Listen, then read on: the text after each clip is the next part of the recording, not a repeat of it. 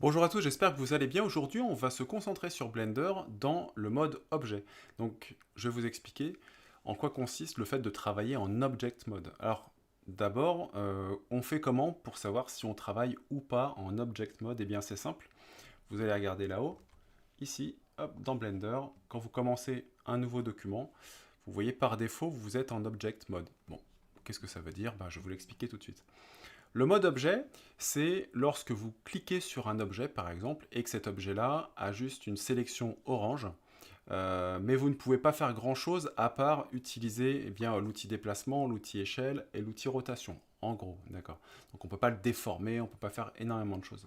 Bon, mais ça permet de placer vos objets, et notamment si vous avez suivi la vidéo précédente, vous pouvez importer un objet à partir du curseur 3D. Si je prends mon curseur 3D, Shift, clic droit et que je le mets ici, et que je fais Add, Mesh et Cube, eh bien je rajoute un objet dans mon espace de travail à partir du curseur 3D. D'accord? Bien, on va remettre le curseur en faisant un snap cursor world to origin, voilà. Et puis on va supprimer mon cube de départ. Regardez bien, je clique sur mon cube et j'appuie sur supprimer. Donc ce qu'il faut savoir, c'est que si vous voulez rajouter un objet, une fois que vous n'avez plus rien, alors on ne va pas aller à chaque fois là-haut dans Add. Moi je vous propose le raccourci clavier suivant, vous faites un Shift A, voilà. Et là vous allez pouvoir ajouter ce qu'on appelle soit un mesh, donc ça va être tout ce qui est plan, cube, cercle, cylindre, etc. Donc ce qu'on appelle aussi les primitives dans d'autres logiciels, ou alors des courbes, des surfaces, on peut même mettre des champs de force, enfin bref, il y a énormément de choses. Bon, la plupart du temps, quand on commence dans Blender, nous, on rajoute des mèches. Donc on va rajouter un cube. Donc on va cliquer sur cube, ici.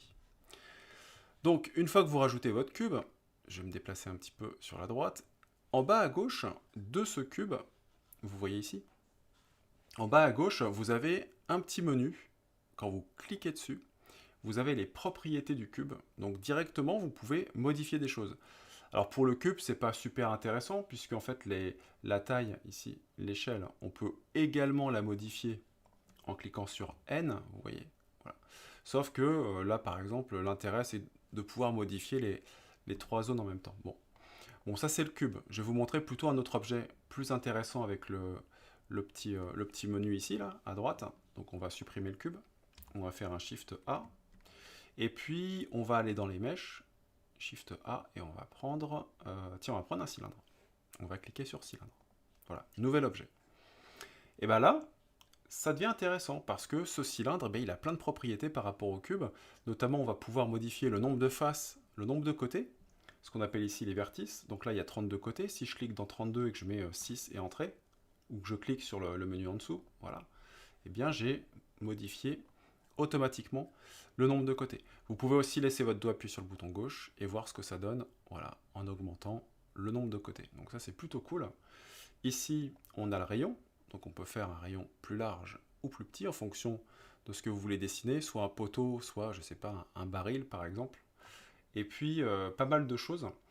Ici vous avez ce qu'on appelle cap fill. En fait ça permet soit de supprimer la face en haut et en bas, avoir un objet qui est vide à l'intérieur, soit de le remplir. Dans ce cas, ici cap fill type end gone, vous mettez nothing, voilà, et vous allez enlever, vous voyez, hop, le haut et le bas. Donc hyper intéressant, dès le départ, de pouvoir modifier ici.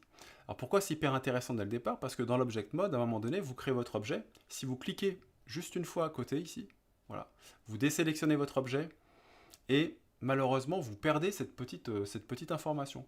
Et après, pour retrouver ces options-là, vous voyez dans le menu item ici, transform, on n'a rien, tool, là on n'a pas grand-chose à part la vue. Et puis si je vais dans mon menu cylindre, voilà, ici, le mode objet, donc ça je ne vous l'ai pas encore montré, mais vous voyez dans cette fenêtre-là, ici je vous rappelle, hein, on est dans la fenêtre Properties, donc là je vais aller sur Objet, donc je sélectionne, voilà, cylindre, et bien là on n'a pas la possibilité, par défaut, de changer, de revenir sur le nombre de côtés. Ok? Bon, si, c'est plutôt pas mal. Bon, alors mon cylindre, je peux en faire plein de choses, hein. Si j'appuie sur S, S, Z, donc échelle sur l'axe Z, je peux le contracter, on l'a vu tout à l'heure. Ou je peux aussi le supprimer et on va revoir d'autres objets. Donc il y a plein d'objets. On va faire un Shift A, on va revoir ce qu'il y a. Donc on peut faire aussi un plan, super, plane, paf. donc votre plan, il est ici automatiquement. Vous pouvez donc déterminer ici la taille globale, super intéressant.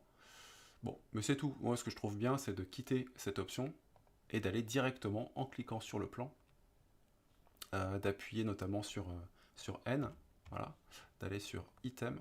Et là, vous pouvez changer les dimensions, ça c'est super cool. Donc en mètres, mais vous pouvez aussi changer les unités. Je ferai une vidéo spécifique là-dessus pour que vous puissiez vous y retrouver. Donc on peut changer voilà, la taille en X, en Y et en Z. Donc là, je suis toujours dans le mode objet. Donc dans le mode objet, on fait ce qu'on veut, on redimensionne les objets, on les déplace dans l'espace. C'est super intéressant.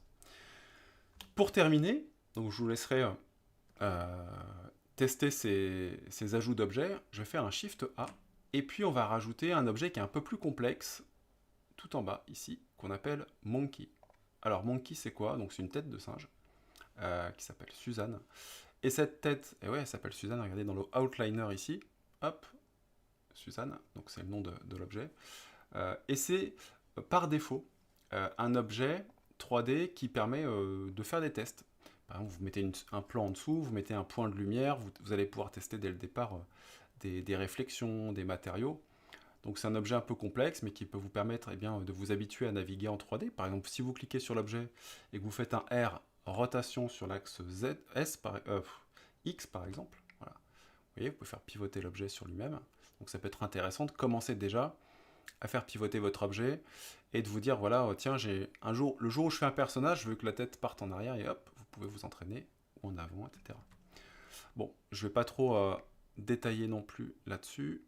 Mais ce qu'on va regarder, c'est que quand vous êtes en mode objet, là, notamment sur cette tête de singe, vous allez pouvoir vous entraîner et faire un truc hyper bien. C'est que là, on travaille en mode polygone. Et si vous faites un clic droit, vous pouvez ici lisser, donc ce qu'on appelle le shade smooth. Regardez bien, en un clic, hop, vous allez pouvoir lisser les polygones. Donc c'est un filtre qui vous permet d'avoir quelque chose de beaucoup plus réaliste et de commencer à avoir une forme un peu organique. Donc ça, c'est vraiment super bien. Voilà, hop, le shade smooth. Si vous voulez revenir à la normale, enfin, en shade flat, vous refaites un clic droit, et là vous faites shade flat. Et dans ce cas-là, vous revenez avec des polygones et des arêtes, etc. Donc ça, c'est vraiment pour presque un rendu déjà final, hein, pour voir ce que ça peut donner en mode organique. Et le shade flat, notamment si vous appuyez sur tabulation et que vous, plus tard, vous rentrez en edit mode, là, c'est hyper important de pouvoir avoir accès aux petits points, aux arêtes de la géométrie de l'objet pour le modifier. Tabulation, on ressort. Voilà pour le mode objet. Très content encore de vous avoir accueilli dans ce petit tuto Blender, de vous apprendre pas mal de choses. Entraînez-vous. Si jamais vous vous trompez ou autre, vous revenez en arrière. Ou, vu que vous êtes encore très débutant, faites un fichier Files, New, Général, sauvez rien, et vous recommencez l'opération, ce qui vous évite de vous emmêler les pinceaux. Si vous avez aimé cette vidéo, vous mettez un pouce, abonnez-vous, et puis n'hésitez pas aussi à mettre un petit commentaire si la vidéo vous a plu. Si vous avez des idées aussi de tutos, je ne sais pas, sur Blender, vous savez aussi que je fais SketchUp, il y a plein de possibilités. Et puis moi je vous dis à la prochaine pour une nouvelle vidéo sur Blender. Ciao!